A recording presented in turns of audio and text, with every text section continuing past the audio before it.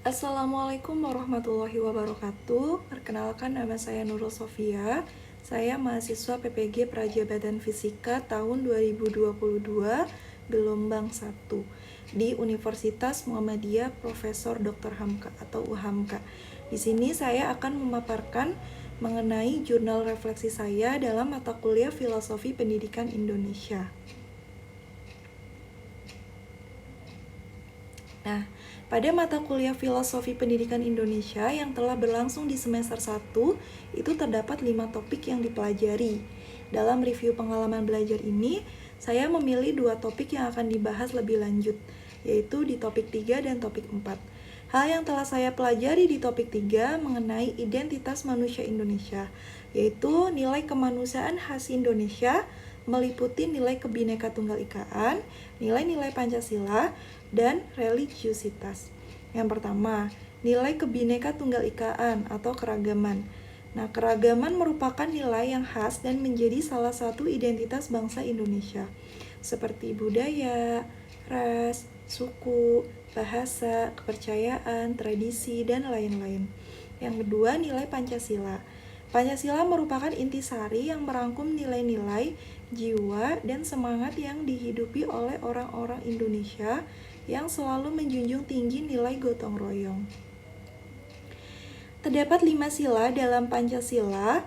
Yang pertama, ketuhanan yang Maha Esa, kemanusiaan yang adil dan beradab, persatuan Indonesia, kerakyatan yang dipimpin oleh hikmat kebijaksanaan dalam permusyawaratan perwakilan, dan keadilan sosial bagi seluruh rakyat Indonesia. Nah, sila-sila tersebut memuat tujuan dan keinginan untuk hidup bersatu, bertanggung jawab, bekerja sama, hidup adil, dan bermusyawarah ataupun bergotong royong untuk memenuhi kebutuhan hidup setiap pribadi dan bersama dalam segala dimensinya. Yang ketiga, nilai religiusitas. Indonesia merupakan bagian dari Asia yang menjadi tempat lahir dan berkembangnya agama-agama besar. Masyarakat Indonesia pada khususnya dan Asia pada umumnya menghayati hidup sebagai peziarahan.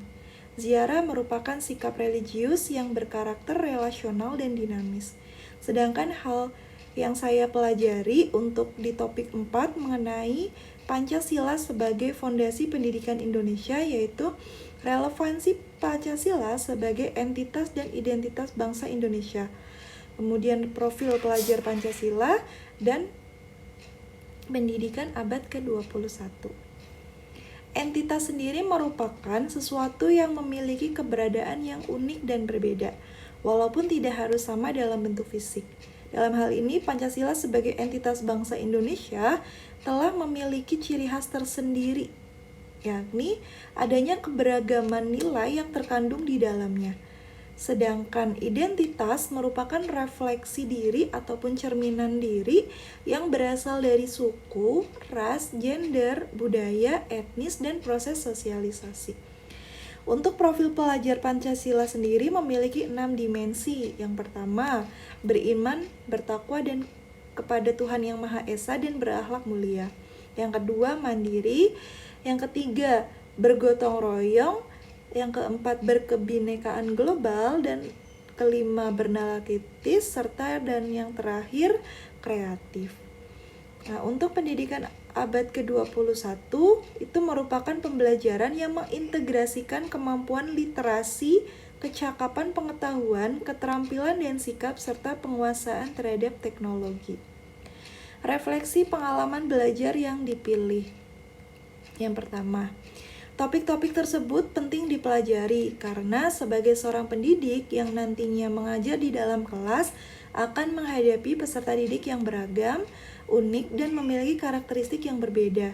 Seorang guru harus memahami dan mengenali identitas manusia Indonesia. Selain itu, penting juga dalam pengimplementasian kurikulum Merdeka mengenai Pancasila sebagai entitas dan identitas bangsa Indonesia. Guru perlu mewujudkan profil pelajar Pancasila pada pendidikan yang berpihak pada peserta didik dalam pendidikan abad ke-21. Yang kedua, pada mata kuliah ini saya mempelajari topik-topik yang ada secara berurutan melalui alur Merdeka.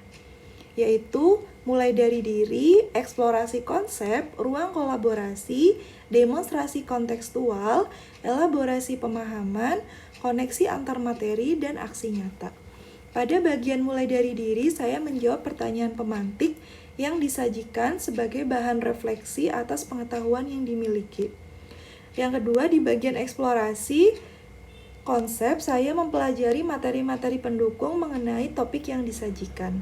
Lalu di bagian ruang kolaborasi itu dilakukan diskusi setiap anggota kelompok mengenai permasalahan yang disajikan. Kemudian di bagian demonstrasi kontekstual, saya membuat infografis mengenai permasalahan yang disajikan. Selanjutnya, pada bagian elaborasi pemahaman, dosen akan memberikan penguatan atas materi yang sekiranya belum kami pahami. Lalu pada bagian koneksi antar materi, saya membuat sebuah kesimpulan dengan mengaitkan topik yang sedang dipelajari dengan topik-topik sebelumnya.